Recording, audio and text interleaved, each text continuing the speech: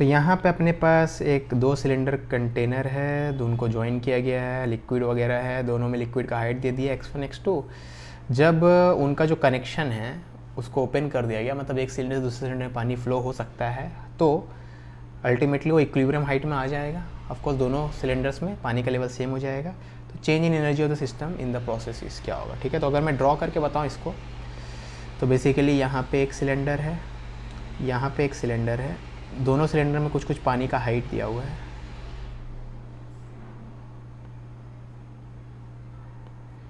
ठीक है, इसमें इतना हाइट है मान लो, इसमें इतना हाइट है, मैं ड्रॉ कर रहा हूँ खाली सिचुएशन को, है ना।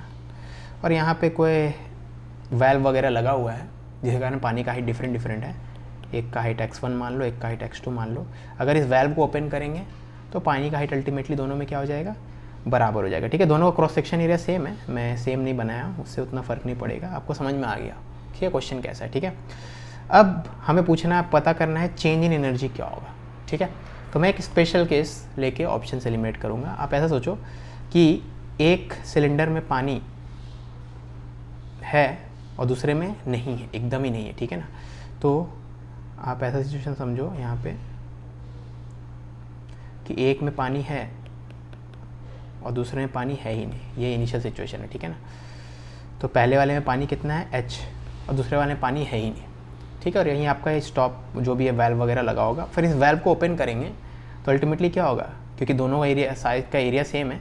ठीक है ना, तो दोनों में बराबर वॉल्यूम ऑफ पानी हट जाएगा, है ना, तो मतलब हाइट भी सेम रहेगा। तो आफ्टरवर्ड्स ये क्या होगा, अगर हम इसको यहाँ ड्रॉ करें,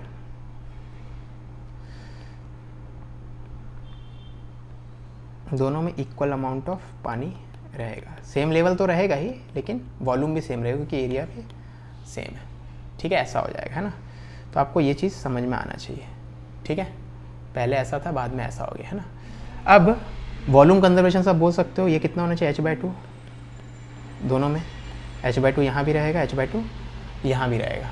ठीक है, ये h/2 होना चाहिए। ठीक है, अब यहाँ पे अगर आप पोटेंशियल एनर्जी निकालो तो इसका सेंटर ऑफ मास कहाँ पे होगा, इसको तो आप नेग्लेक्ट करोगे। ठीक है, इसका सेंटर ऑफ मास कहाँ पे रहेगा, यहाँ पे रहेगा।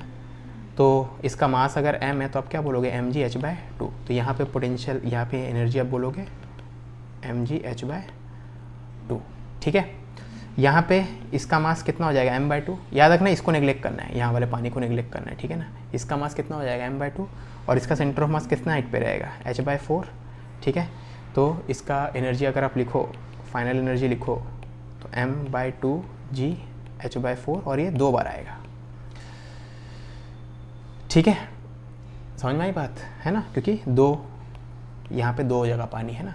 तो मास m/2 मास इसका है, इसका भी m/2 होगा, g इंटू हाइट h/2 है, तो सेंटर ऑफ मास h/4 पे होगा। ठीक है, ओके, तो ये कितना आ रहा है, इसको कैलकुलेट करें अगर, तो ये mgh/4 आ रहा। तो पहले एनर्जी था mgh/2 और बाद में एनर्जी होगी mgh/4। ठीक है, ओके, चलो अभी पूरा दिख रहा होगा एक साथ, है ना। चलो अब इसको हटाते हैं, है ना। तो यहाँ पे अगर आपसे क्या पूछा गया था क्वेश्चन में, चेंज इन एनर्जी। ठीक है, तो अगर आप चेंज इन एनर्जी निकालोगे, इनिशियल ज़्यादा है, फाइनल कम है, तो इनिशियल माइनस फाइनल करते हैं, तो हो जाएगा आपका mgh/4, क्योंकि mgh/2 माइनस mgh/4 आपका हो जाएगा mgh/4।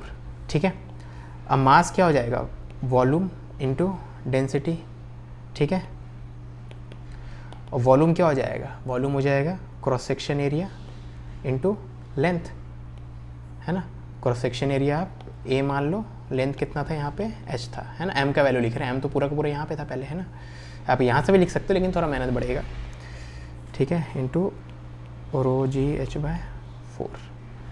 ठीक है, तो आपका बेसिकली आया ρgah²/4, है ना। अभी मत सोचो कि सर यहाँ पे तो ज़्यादा टाइम लग रहा है अपने को, अभी उसका टेंशन मत लो। ठीक है, ρgh, अब h के बदले क्वेश्चन में s दिया हुआ है ना, और h के बदले अब यहाँ पे x1 को मैं h बोल रहा हूँ और x2 को क्या बोल रहा हूँ, 0 बोल रहा हूँ। ठीक है ना, तो अपना इस यहाँ पे x1 h है और x2 क्या है, वो 0 है।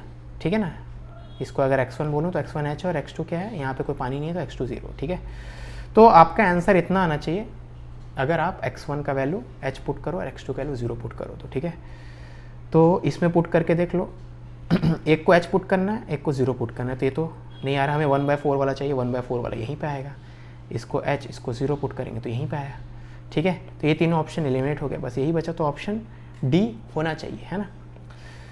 ओके, अब बेसिकली मतलब मैंने क्या ट्रिक यूज़ किया, x1 को h और x2 को 0 से आपका चेंज इन एनर्जी रो G A H square by 4 आना चाहिए। अगर इससे कन्फ्यूज़न हो रहा है तो ये लोग डेंसिटी को रो भी नहीं लिया था, डी लिया था, ठीक है, D G S x1 square by 4 ये आना चाहिए, ठीक है ना। यहाँ तक समझ में आ गया, इफ़, है ना। अब आप एक्चुअली में इतना टाइम नहीं लगेगा, ये जो मैं किया हूँ ना, ये करने में अगर आप मेंटली करोगे, ये समझाने में मुझे इतना टाइम लगा, अगर आप मेंटली करोगे तो आपको पता है ओके h हाइट है, बाद में h/2 h/2, तो h हाइट है, सेंटर ऑफ मास तो बीच में रहता है, तो mgh/2, यहाँ पे mgh/4, दोनों का डिफरेंस mgh/4, ठीक है। तो 4 का फैक्टर नीचे माना चाहिए, क्योंकि m को आप लिखोगे भी तो आपका रो ए एच ये सब आ जाएगा m में, तो आपका बेसिकली 1/4 का फैक्टर आना चाहिए, तो 1/4 का फैक्टर बस यहाँ पे है। तो ये करने में पूरा चीज़ सोचने में 15 से 20 सेकेंड ही लगेंगे, एक बार आपको ये चीज़ ऐसा सोचने का आदत हो गया तो, ठीक है, समझ में आ रही बात। तो आपका आंसर क्या हो जाएगा यहाँ पे, डी, ठीक है।